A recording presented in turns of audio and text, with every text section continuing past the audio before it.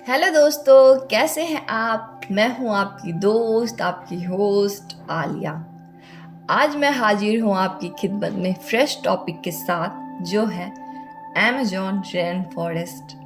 Forest यानी जंगल, जिसका विचार आते ही हमारी नज़रों के सामने अतः पेड़ पौधे और खूंखार जानवर विचरण करने लगते हैं। और मैं आज जिस जंगल की बात कर रही हूँ वह तो अपने आप में बेमिसाल है। जी हाँ दोस्तों, साउथ अमेरिका कॉन्टिनेंट के 9 देशों में करीब 55 लाख वर्ग किलोमीटर में फैला हुआ ये अमेज़न रेन फॉरेस्ट, जिसका 60% भाग अकेले ब्राज़ील में पड़ता है। यह जंगल इतना घना और विशाल है कि विश्व के कुल ऑक्सीजन की उत्पत्ति का 20% भाग यहीं से उत्पन्न होता है।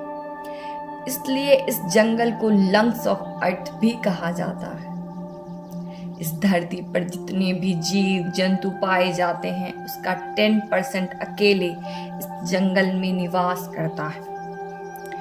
अमेज़न जंगल के बीचों बीच से होकर अमेज़न रिवर बहती है, जो विश्व की सबसे बड़ी नदी है। हालांकि लंबाई की दृष्टि से विश्व की सबसे लंबी नदी नील है, लेकिन अमेज़न रिवर में हजारों के आसपास में नदी आकर मिलती है।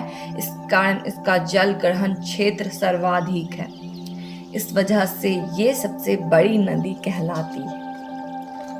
दोस्तों, अमेज़न जंगल इतना घना है कि सूर्य की किरणें भी यहाँ धरती तक नहीं पहुँच पाती है, जिस कारण पेड़ पौधों में सूरज की रोशनी हासिल करने के लिए होड़ मची रहती है, जिसके परिणाम स्वरूप यहाँ की पेड़ों की ऊंचाई बहुत अधिक हो जाती है, ताकि ज़्यादा से ज़्यादा ये पेड़ सूरज की रोशनी को प्राप्त कर सके। यहाँ के जंगलों में हजारों वर्ष पुराने पेड़ मौजूद हैं। जब कोई बड़ा और पुराना पेड़ गिरता है तो सूरज की रोशनी उस खाली जगह पर पहुँचती है। ऐसी हालत में नए नए पेड़ पौधे उस जगह को भरने के लिए रेस करने लगते हैं, क्योंकि ऐसा मौका उनकी ज़िंदगी में कभी कभार ही आता है।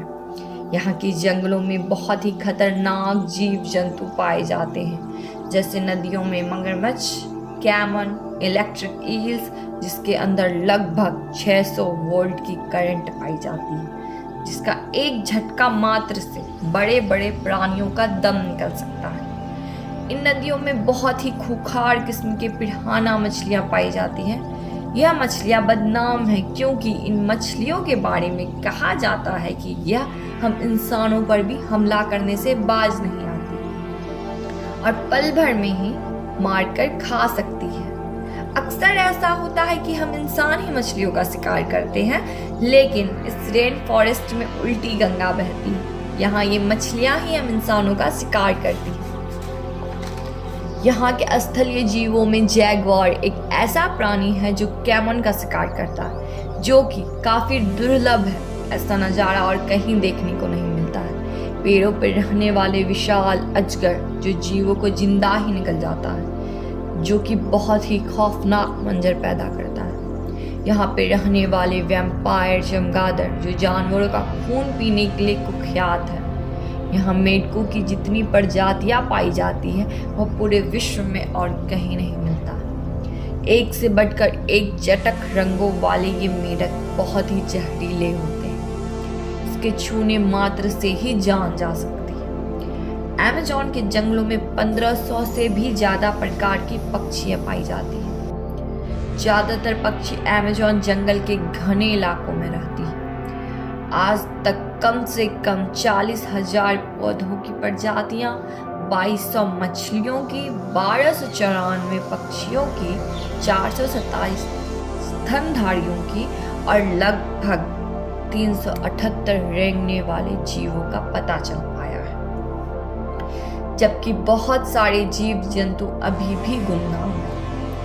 प्रकृति की यह अनमोल रचना रेन फॉरेस्ट, जिसे हम पृथ्वी का फेफड़ा कहते हैं, या बढ़ती मानव गतिविधियों और अंधाधुंध जंगलों की कटाई के कारण खुद हाँफने लगी है और इसके वजूद पर खतरा मंडरा रहा है, क्योंकि बढ़ती जनसंख्या के कारण आवास और कृषि योग्य भूमि प्राप्त करने के लिए बड़े पैमाने पर जंगलों का सफाया किया जा रहा है।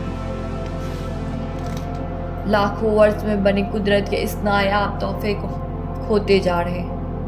इसके अलावा हर वर्ष लगने वाले जंगलों की आग की वजह से भी इस रेन फॉरेस्ट को काफी नुकसान पहुंच रहा है। अगर इसी तरह से रेन फॉरेस्ट का यूं ही दोहन होता रहा तो वह दिन दूर नहीं कि इसका दुष्परिणाम समस्त मानव जाति के लिए घातक परिणाम लाएगा।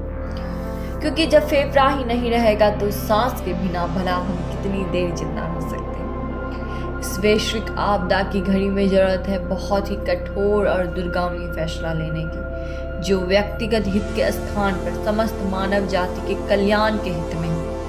उम्मीद है वक्त रहते ईश्वर हम इंसानों को सद्बुद्धि दे कि हम विनाश के जिस कगार पर खड़े हैं वहां से वापस लौट सके, नहीं तो इसका दुष्परिणाम इतना भयावह होगा कि हम इंसान इसकी कल्पना भी नहीं कर सकते। तो दोस्तों, आज के सफर का यही अंत करते हैं और आपसे विदा लेते हैं। फिर मिलेंगे नेक्स्ट एपिसोड में इसी तरह की नई जानकारी के साथ।